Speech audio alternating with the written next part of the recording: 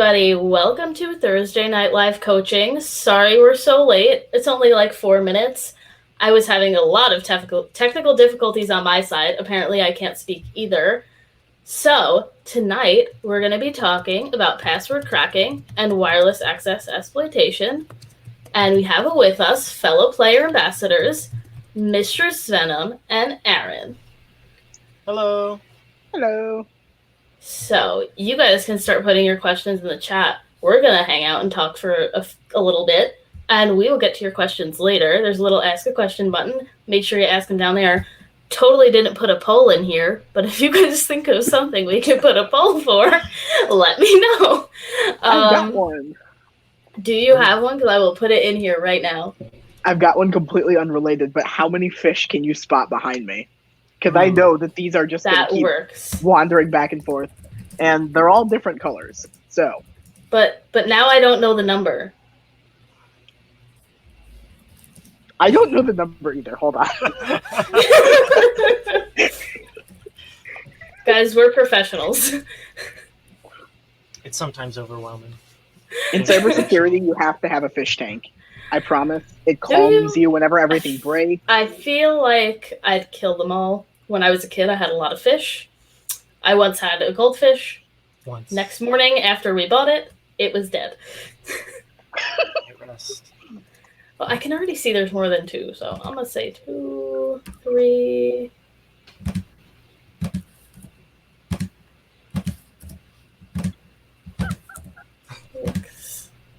I don't know how many there actually are. We're just going to do that. It's okay. I have somebody counting for me because I don't know. Cool. This is not my fish tank. I've hijacked it and I've licked it to claim it as my own. Nice. Or weird. I don't know how to react to that.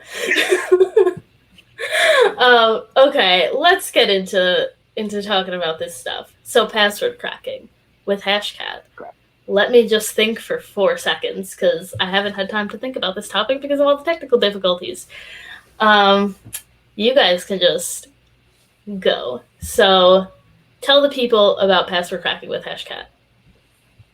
Go for it. I'm just here to host. How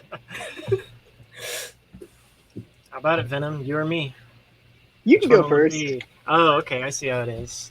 All right. Password cracking. Woo! I think this is supposed to connect to Paul's article that dropped a couple of days ago. I'm looking at it.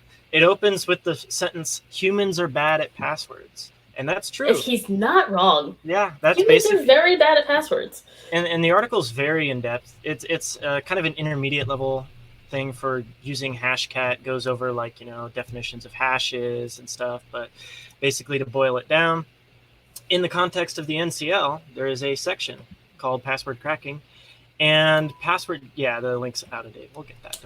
I'm fixing it. I'm fixing it right now. Yeah, we'll make it work. We're on the same page here. Anyways, the password cracking section usually gives you hashes of varying difficulty, and you have to use some cybersecurity knowledge to crack it. And most of that comes down to a little program called Hashcat, which is very flexible and versatile and can usually handle every challenge in the password cracking section. I find works with Hashcat. I don't know if I've ever got one that didn't. But there's all kinds of different ways that you can hash a password. So MD5, SHA-256, bcrypt, although if we gave bcrypt challenges, that'd be kind of mean. I'd be surprised to see that. I think there was one year, but it was like in the top 10 of RockQ or something, so they didn't have to sit there for 3 days. Anyways. But you'll get different kinds of hashes, and you're gonna load them all into Hashcat. It's a command line tool, and Hashcat's very sophisticated. It's what professionals use, so it can do things like not only hash passwords and crack a password list for you and figure out what the plain texts are, but it supports literally hundreds of different types of hashes, salted passwords, different attack modes, brute force and non-word list, and whatever those mean. And in addition to those, you can also do GPU password cracking. So if you have a computer with dedicated graphics hardware, Hashcat, usually with the assistance of a couple of parameters, will use that and just blast through some of these challenges. But don't take that the wrong way. I don't think anything that NCL throws at you ever really requires like dedicated hashing hardware by any means, right? No, definitely not. Not in my opinion, at least. I've never seen anything to that level. Let's talk about for a second, because you mentioned a word list. Let's talk about word lists for a second, because I know I saw somebody asked on the Facebook page a few days ago our like favorite methods of creating word lists, and other than like a lot of these just use like RockU. So for me at least, with like the NCL dash Sky dash 4 numbers, those types, I use, can I remember? Probably not. Hashcat masks? No. Totally different tool. It's brute force mode, isn't it, in Hashcat? But to create the word list, my brain just went, nope. Oh, I know what you're talking about. I have it written down somewhere. Isn't it a tool in Hashcat? No. Yeah, it's the mask flag. Because you can that's type not in... what I use. Oh. You can use either. I'm remembering what she's talking about. So yes, Hashcat is part of a suite of tools. I'm having a great day, everybody. and one of those tools can generate word lists based on complex patterns and stuff. And so if you had a very specific format for what the flag's going to be, I'm going to post this in the chat, like maybe an example. Say if you knew the flag was definitely of this format, where the 4 digits at the end were something between like 000 and 9999. That is something that Hashcat supports cracking without having to like type into a word list like NCL flag 111, NCL flag 22. Just obviously it can do some of that automation for you. In fact, that's actually an exact example that Paul put in his blog post. And just for your guys' benefit, I'll post it in the chat. That technically is like, see, it supports an inline mask type thing that will. I got it. Put the what was it called? Crunch. I remember that now.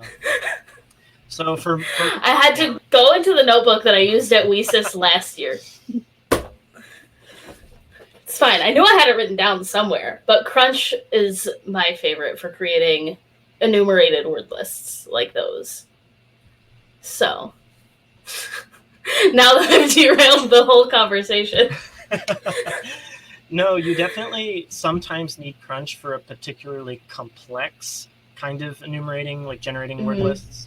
Hashcat has a built-in masking system that is sometimes complex enough, but not always, I find.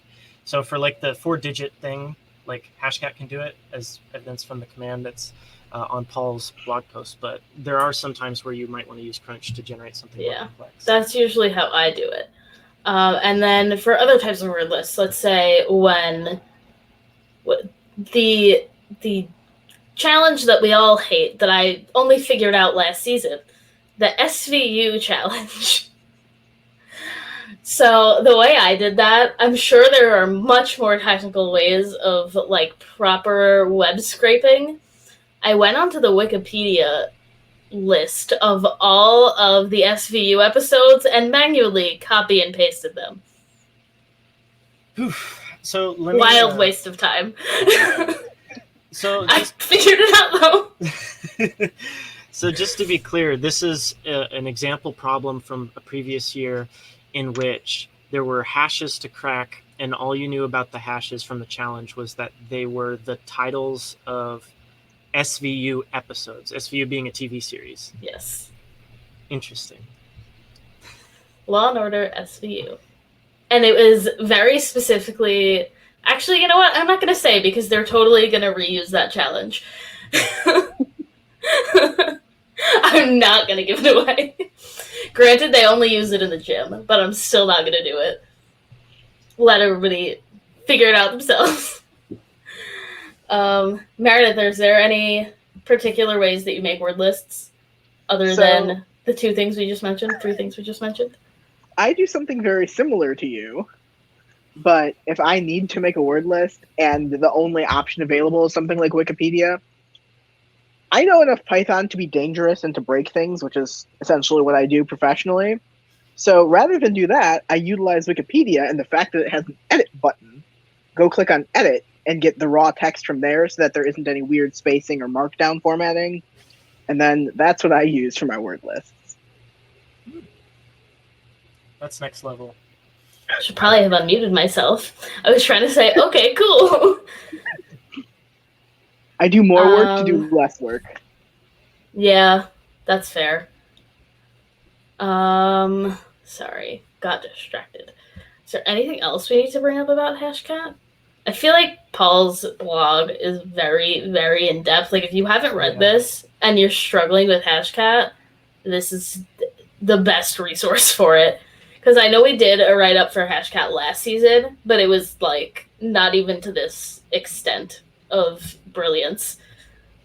So, Paul kind of knows more than everybody combined. I have a short question about word list generation. A lot of times the NCL will pose a question about word list generation, and sometimes it's like, SVU episodes where you kind of just want the titles of the episodes kind of by itself. Sometimes the NCL will also ask questions, for example, in spring 2019, which I think was the last time I participated. They had a question, something along the lines of, hey, the passwords here have something to do with Easter, right? And so it's I remember that. Yeah. It was a topic-based hash cracking. How do you go about generating a word list based on just a general topic rather than like having a finite number of things to have to peruse through? Like, how do you generate a word list for a topic? I don't think I even made a word list for that. I think 3 of them I put in an online like MD5 decryptor, and they came up, and I was like, solid. I might not even try the rest, and then I don't think I tried the rest. It happens. Yeah, that one was a tricky one. That was definitely a tricky one. When they do things like that, it is definitely tricky, but I find that many times you can pull them from the online decryption tools without really needing to create your own word list. And for me, if I'm like, oh, there's 5 hashes to crack and I crack 3 of them, I don't really care if I don't care about the rest of the points. Like, for me, I'm just like, whatever. It's not like the most important thing for me to get all of the points. Like, I'll kind of just skip over it. But do either of you have any specific ways that you make word lists for those very topic type questions? So at that point, you can go first. Oh, okay, sure. I know you're gonna duck out from it, but I'll just blast through this. I have one technique that I use sometimes for something like topic based. There's a program actually specifically designed for taking a website and scraping out words for the purpose. It's like an OSINT tool for going to a website and scraping out words. It'll take all the words, but it'll take out like the and the articles like that. Yeah, the articles, and it'll just focus on like the weird nouns and verbs and stuff. And it will use that to generate like a word list based on some rules. And I don't actually remember what it's called, but it's like something written in Python or Ruby or something.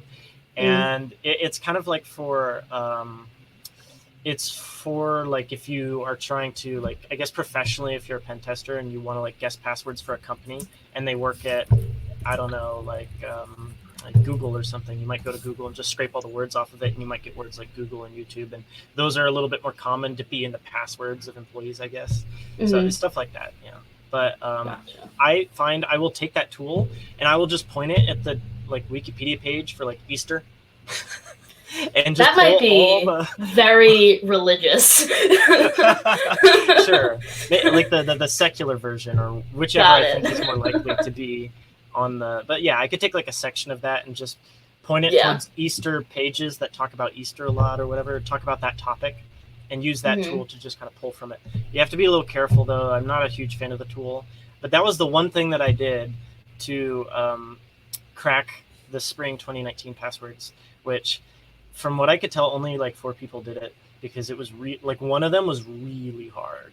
It wasn't on any kind of word list. But just doing. They're usually not. The Cyber Skyline guys like to do that. Like always throw in one that's like really hard. Yeah. Something obscure. That there's always something that I'm just like, but why though? Yeah. Have you ever loaded in a word list that's just a little bit like too long after you generate it, and it starts counting up? It's like, oh yeah, this will take 6 years. And you Yeah, have to be like, yeah. oh, Mostly okay. when I used to use Kane for password cracking. Oh yeah. Before I learned how to use Hashcat, it'd be like, even just with a Rocky word list, it's like Yeah. thousands on thousands of hours. I was like, but why? Yeah, when I get up the 6 years on Hashcat, I know to kind of like pull back a little bit. Yeah. Maybe use a slightly smaller word. Use a word list that's less than 13 gigabytes, and maybe go from there. See what happens. Word lists are painful sometimes. Yeah. That's just how it is. Okay, I feel like we kind of said everything we need to say about password cracking and Hashcat. I feel like we've got a good base going on that. Let's switch over to wireless access exploitation, which I think mistakenly published today instead of yesterday, but it's fine. It's fresh in their minds, right? Let's find it, because I just... my brain. I can go on a hunt. Oh, There I it can is. post it. Oh, you got it. Yeah, I'm gonna switch the link at the bottom. Makes sense.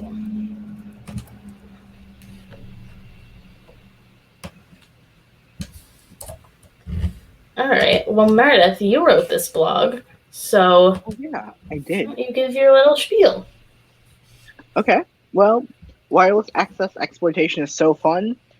Usually for the NCL, it requires 2 tools, and usually it's, wow, I'm blanking. Wireshark, or whatever your equivalent for Wireshark is, and then AirCrack to actually get the password.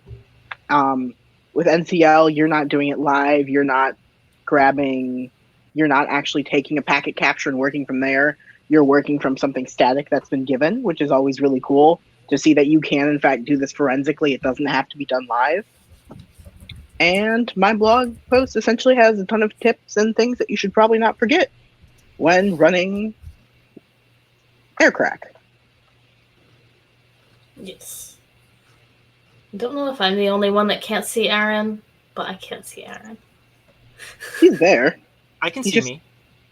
Oh no. I think my Wi-Fi is just giving up. I can still see Meredith. It's fine. I promise he's here. Okay. Yeah. All the way in I'm town. worried. I don't know. Oh no. Yeah, feel free to tell us in the chat if one of us disappears. Yeah, okay. We got one person vouching for It's definitely just my Wi-Fi. It's every time I try to go live, my Wi-Fi says nope. Now that I'm distracted again, my attention span doesn't exist. What attention span? Squirrel? Honestly, though. So let's talk about what AirCrack does and what wireless access exploitation is. I know I totally wrote a whole blog on this last season and just was like, here's all the information you need. So anytime anybody else is going to try to write about it, it's pointless because it's the same thing. Yes, mine totally points to yours. Yeah, it's fine. There's only so many times you can write about the same thing without it becoming repetitive. So would you like to explain what wireless access exploitation is? I will give you the floor. Yes. You wrote the blog. Meredith. The one who wrote the blog. Okay, so wireless exploitation. Wireless access exploitation is either the art or act, however you want to word it. I prefer art, but that's because I'm a strong fan of doing this out in the real world. I do get paid to do this every once in a while. And it is essentially the art of acquiring a password from a packet capture and stealing it from some network traffic, essentially. And you get that Wi-Fi password, and then you get onto the network the easiest way, unless they have some form of certificate that you also need to go find and steal. Yeah. So usually one thing I like to note with this, with these challenges, is that you get your PCAP file, and you can almost always get like at least 3 of the questions just by looking at the packet capture without even running it through AirCrack, which is great. So even if you're like, I have no idea how to AirCrack, even though once you figure it out, it's really easy. They honestly probably one of the easiest tools to use once you figure it out, in my opinion. I don't know if you guys feel the same way, but pretty simple to use. Like, I had no idea what to do when it came to wireless access, and like one season I just like had somebody show me, probably the first season I was coaching. I was like, show me this, and somebody on my team was like, yeah, here, and I was like, it was that easy the whole time. But honestly though, those are like the best moments when you finally like learn how to do something. Those are my favorite moments. But yeah, even if you have no idea how to AirCrack, you can just open the Wireshark, like open up the PCAP, and like 3 of your answers are within the first like 3 lines of the capture, and it's great. So that is one of my favorite things about these challenges. Slightly less work.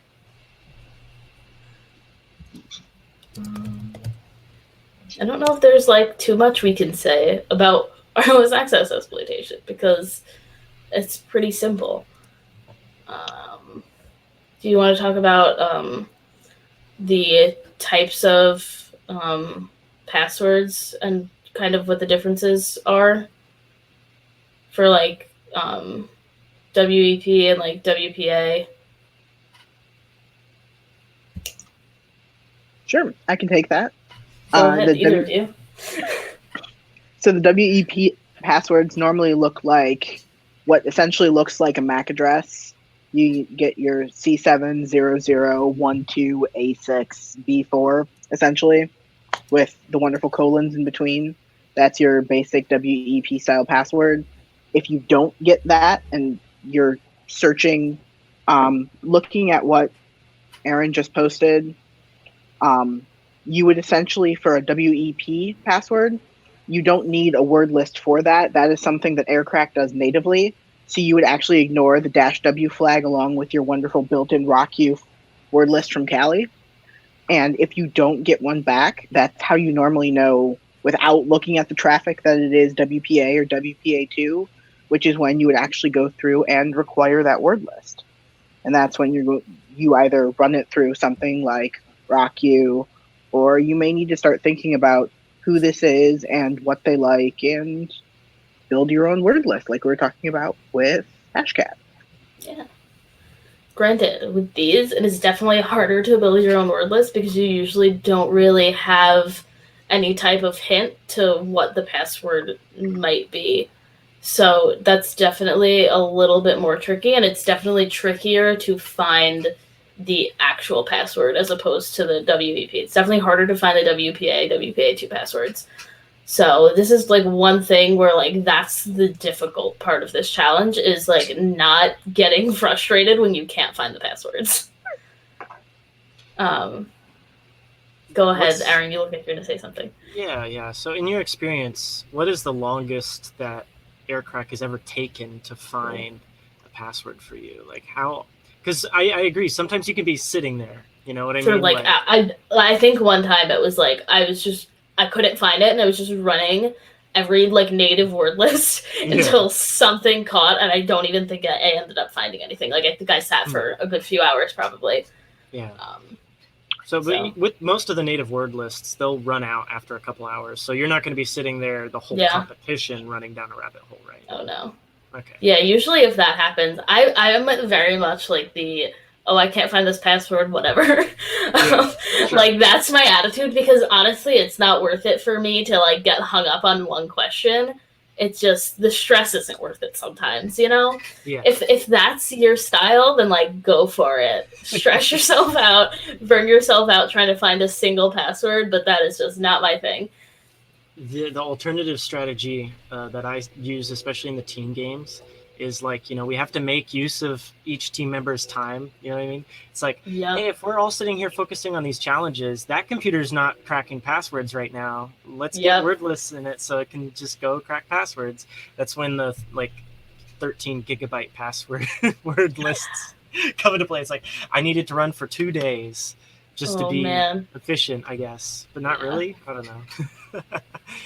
Unfortunately, we didn't really get to do that with our team because we didn't really have like a lab. I mean, we had like a classroom space, but there weren't VMs on it. Like we weren't allowed to install things on it. Yeah. So it was kind of, us using our own laptops and the resources that we had. So it's very interesting sometimes. Trust me, you're talking to a person currently crowdcasting on a 9-year-old laptop, so I totally get it. I'm surprised it's working at all. I know, right? It's no. Yeah, you just have to reinstall every couple months, and that's what it is. The first laptop that I had, like going into college, was like 2 years old when I started college, but this thing was like a hunk of junk, and the screen was broken. Like it would flicker. I got it fixed, like I think like a winter break of my freshman year of college. Yeah, it was definitely freshman year. And excuse my dog barking. I got it fixed, and then like it started breaking again. It was the slowest laptop I think anybody has ever owned. I think it's still sitting in my closet. I haven't decided what to do with it. It has my whole sticker collection on it, so I'm reluctant to give it up. Like it was painful. Like I love my new laptop. I got this laptop like a year and a half ago. I love this laptop, but I'm so sad that all my stickers are on the other one. It's the most depressing thing. I actually have a trick for that I can send to you, and Please you can either transport them natively, or my personal favorite thing to do is I just buy a ton of like clear cases, and I put my stickers on those, and then I save the cases. In other news, I have like 20 cases for laptops that no longer fit. Like, I still have stickers. It's like all my favorite stickers too. It's very upsetting. And I only just started putting stickers on like the front, like the lid of this one, like last week, because I had one of those like skin things on it that I bought from Etsy because I'm fancy sometimes. So I had one of those on it, and I was like, I looked at it one night, like it was a couple of weekends ago. I looked at it, I was like, I don't want this anymore. I want stickers.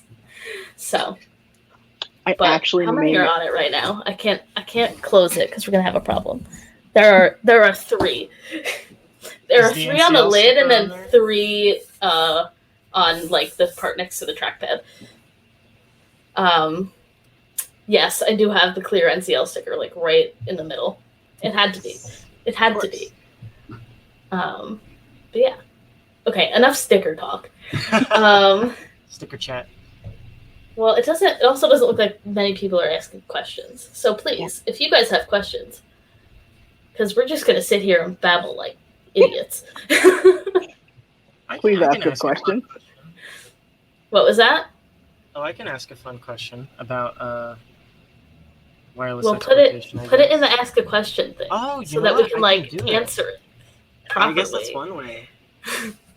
I have lists of questions. This one was more of like an informal question. I was just going to ask Venom, since you brought up, like out in the wild, how people get these password hashes. The NCL concentrates on like, you already have the packet capture, and you crack the packet capture kind of like in a forensic setting.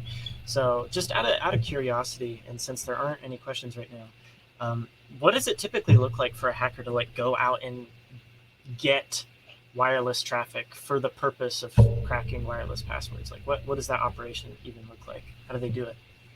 So it depends on what your intended goal is from the company you're working with, or your own company if you are testing internally. But if it's a company you're working with and they're looking for an air of social engineering as well, then your goal is to snip that traffic and be on site as inconspicuously as possible, to stay there for as long as you can and get as much for as long as you can. And sometimes that includes getting onto the Wi-Fi. Sometimes it includes physically finding a network drop and then running a packet capture from there. It all depends on what hardware they also want you to bring and work with you. If it's internal for your own company, 9 times out of 10, it's, we have this new access point. We need you to see if you can get anything from it. And Sometimes that's what I do. Sometimes it's not. Okay, awesome. That's all very cool. It's a lot of fun. Sorry, I had to check an email for work. Urgent things. Life happens. Well, this happens. So, does anybody have any questions? Our audience is being quiet tonight. Where are you? Where are all of you? We see you chatting. I know. And then they just don't ask things. Maybe we're just really good at writing blogs and talking about this, and they just don't have questions. Wow, a question appeared. That's crazy. How did that happen? Wow. I think you may have mistyped there. You did mistype it. Wait, I can edit. Oh, yeah. I can edit it. I can't edit it. It's I can. No, I can also edit it, I think. I fixed it. Oh, thank you. Oh, yes. Okay. Yes, a real question. We're going to answer that one first. Yeah. So, Johnny Cyber asks, is trimming the noise out of or filtering a PCAP beneficial?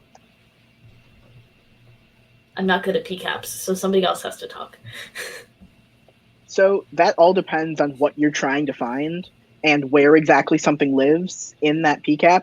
You have to be very, very, very careful when you're trimming something out, if you're trimming something out, because it may be so large. But once you are actually going in to attempt to crack the password in AirCrack, as soon as it finds what it needs, it only focuses on that section.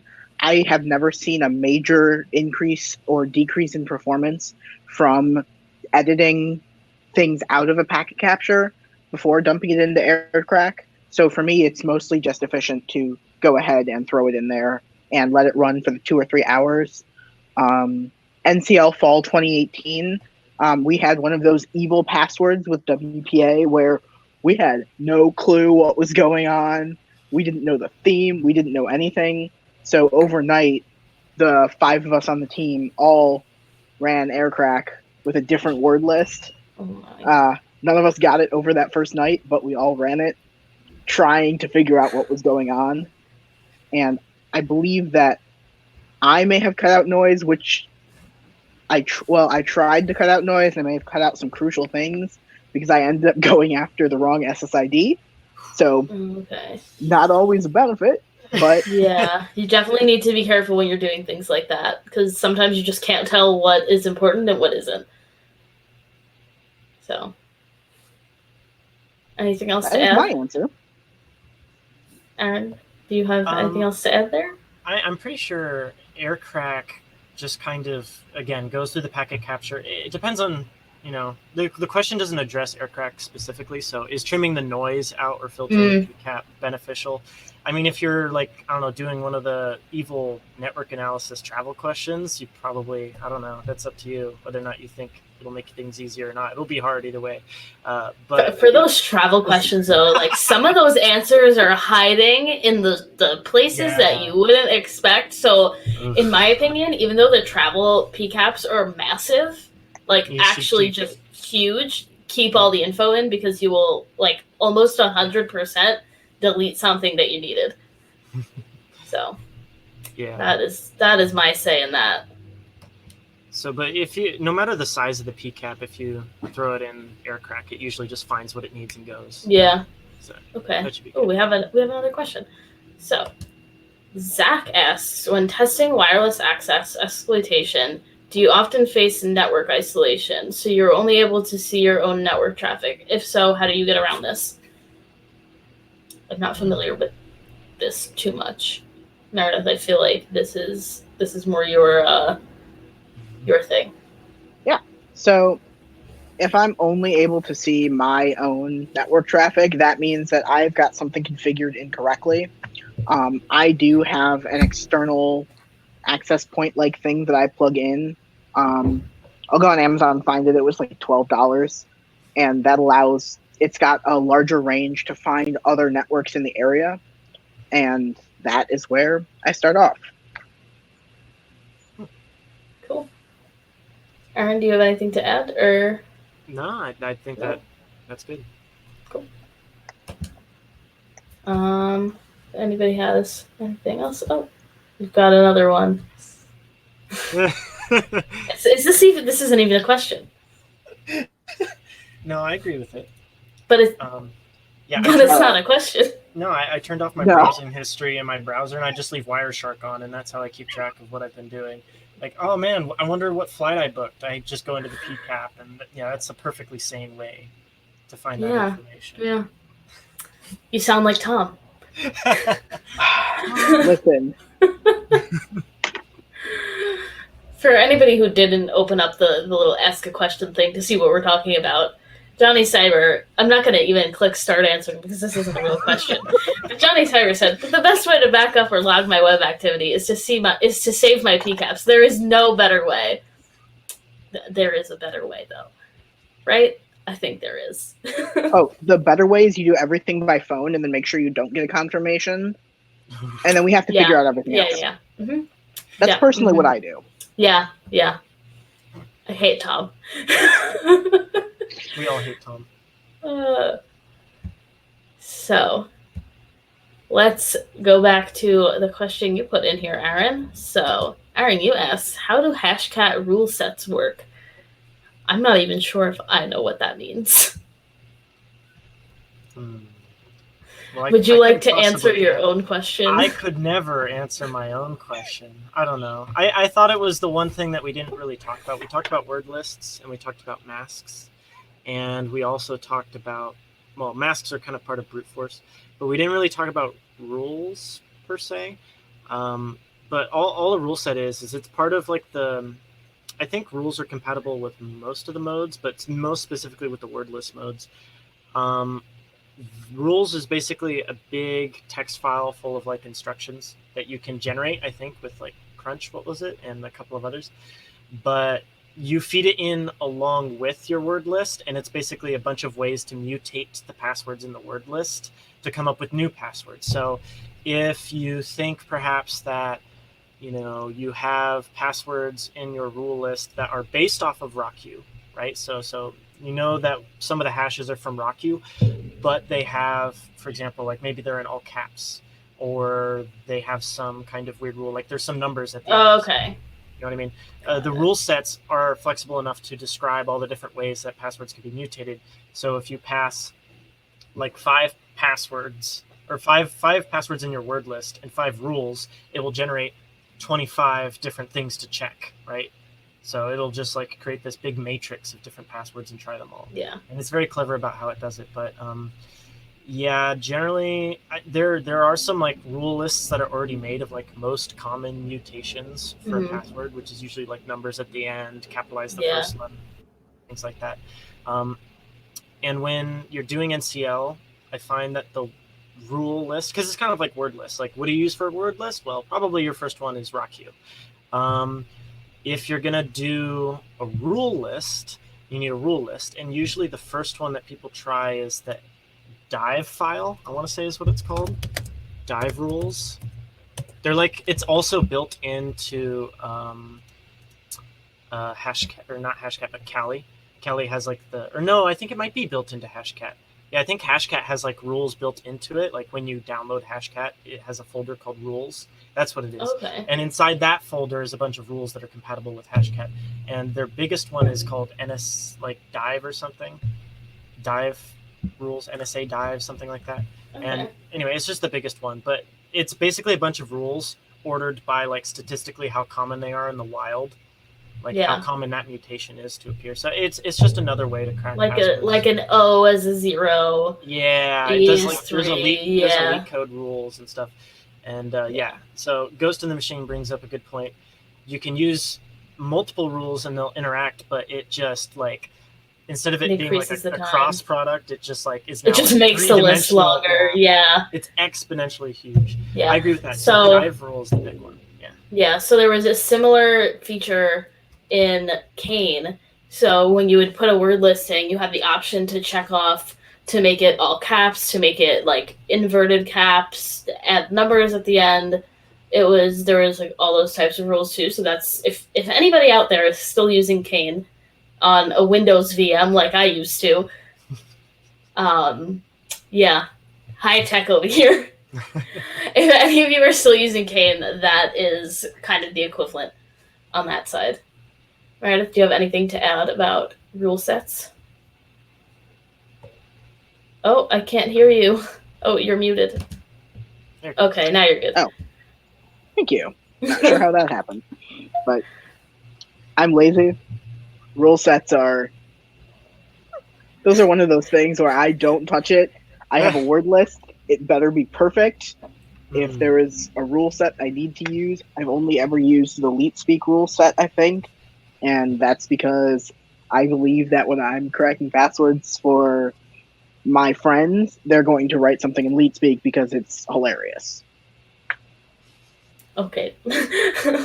See, I didn't even know that this Hashcat rule set thing was a thing, and now I'm like, have I just upped my own game just hearing you talk about these rule sets? I hadn't even... It's so weird. I hadn't even thought about it until now that, like, that's a thing.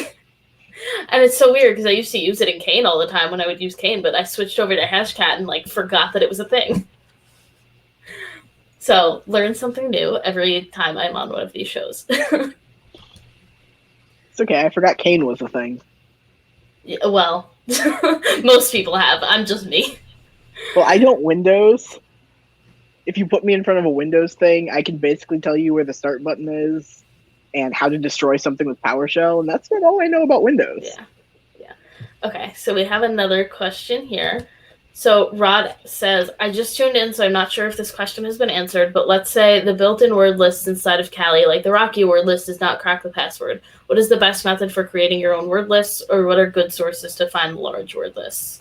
So we did talk about this a little for creating your own word list. So after the show's over, you can kind of go back and scrub through and see where we talked about it. It wasn't really like a question that we answered, but we kind of just talked about it. But we didn't really talk about good sources to find large word lists. Do you guys have any sources that you kind of go to regularly for finding larger word lists? So, if there's something specific that I'm interested in that I believe has been popular enough, I will use my wonderful Google foo and bring in some Google dorks and specifically search sites like Pastebin or other similar text-based only sites to pull a word list from there, or even sometimes on Reddit in the NetTech subreddit, you'll see somebody post a word list. That's where I was directed by a friend for a list of top 2 billion passwords that came in handy. So many passwords. I think that was 2018 as well. It runs surprisingly quickly on a MacBook Air in Hashcat, so what? top 2 billion passwords are all delightfully insecure, but it is sure. A good word list. How many of them are some form of literally the word password? Oh, so many. It's disgusting. I'm sure it is. Aaron, do you have anything? Yes, I guess we kind of address both sides of this, but not necessarily in this context. If, for example, the word list inside of RockU doesn't work, there, in the context of the NCL in particular, there's kind of really only two next steps. Is you could, again, apply a rule set, or I think, did you mention rule sets? No, you could apply a rule set to it to just kind of increase the scope of it if you wanted to move on there. But usually the NCL, if RockU is not going to crack it, your two options are either they gave you a topic, right, or like an idea of what the password might be, and then those, like, for example, spring 2019, these passwords are Easter related. So then you would have to go back and find some passwords that, like, find a way to generate a word list that is Easter related, or look one up maybe, or use the techniques that we talked about earlier in this call. The other option is, like what Jana said, just throw it in an online decrypt, like skip the word list step. Skip the word list and just throw it in like md5.org. Yeah. Like md5decrypt.org is like usually my go-to. Then I go to CrackStation. Yeah. And then there's probably like 7 other things that I just find in Google that I'm like, something needs to crack this. Yeah. And TLM and MD5 are out there as publicly searchable databases. Yep. If RockU doesn't do it, that's usually my second step, if not my first one, while I'm waiting for RockU. Yep. CrackStation word list is also wonderful. True. You can Yeah. download their word list for Forgot free, you or could you do can give that. them a donation.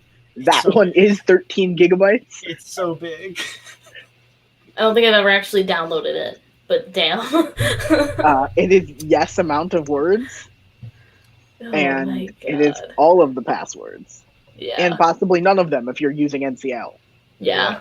Exactly. And- That's the thing. If you're gonna put it in CrackStation like online and it's not gonna come and it doesn't come up with anything, don't then download the password list to try it again. That wouldn't make sense.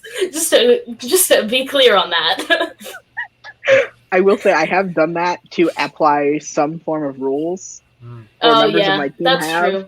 That's true. and they're far more efficient at that than I am, because if sometimes when I'm doing NCL, I am literally at work wandering around. So I'm trying to do things from an iPad. My skills are online only. Oh, Listen, I can't it even works. imagine playing NCL from an iPad. Like that sounds so painful. I think Yeah. I logged in once from my phone because I was like out during competition and I wanted to check like the leaderboard and I was like, this is awful. I'm never doing this again. Yeah, imagine trying to do web app exploitation from like your phone or something. You couldn't, because what's can't. going to No. open up a PCAP on your phone? Well, you Oh no, can she do has this. an answer. Glad you So asked. the team I was on did in fact spend one part of one team game in a van, traveling from another competition we were at. I think we had 3 competitions in the span of a week. It was a time. We were all dead by the end of it. I didn't sleep for Sounds that like entire it. week. Of course But not. you can download the file, and if you're on like an iPad or an iPhone, you can download a free app that'll allow you to SSH to something. So long as you have an SSH server somewhere accessible, Yeah, True. you've got all you need. this is true. But like, Now, it is if a you pain. don't have that, then Yeah. yeah, definitely if- is. That's Or if your definitely, command line skills you got to are know what rusty. you're doing. Yeah. I don't know what I'm doing. I use Google. Welcome to Yeah, the that's club. true too. Google is life. And also, like, we say this all the time. If there's ever anything you don't know in NCL and you're in like dead of competition, like middle of competition, you're in the weeds, Google. Google so hard. Google until your fingers fall off. That's my opinion. I'm also a strong fan of asking Alexa, because she will answer with what is going to be incorrect but may get me somewhere where I need Yeah. to go. I hadn't thought of that. Different rabbit hole. Yeah, that's true. I never thought of that before. Alexa, Interesting. what should my next word list be? It's a good thing I don't have an Alexa. Oh, here. yeah. Actually, I have headphones on, so I that don't would have want to worked trigger anyway. your guys'. Yeah, Did I everybody's trigger Alexas anyone's are gonna Alexa start back going at off. home? Didn't mean to do that. Let's see how this poll's looking. All right, we've got 5 votes for 6+. We got 1 vote for 4, and 1 vote for 5. Some of you are right. Some of you are wrong.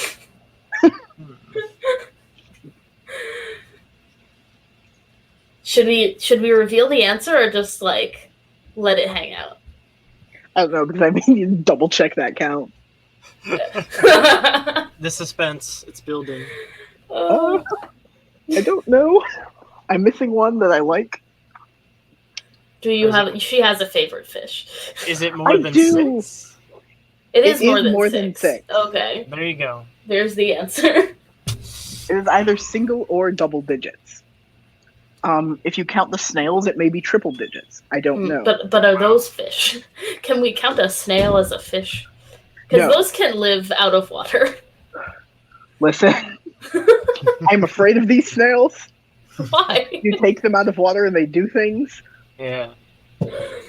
I also didn't realize that they literally had suction cups in the bottom of their like thing until like Yeah, They're last wrapped around Sunday. your finger. Yeah. Yeah, it happens. I don't think the snails like me. Oh man. All right. Let's give it a couple Okay. more minutes to see if anybody comes up with any more questions.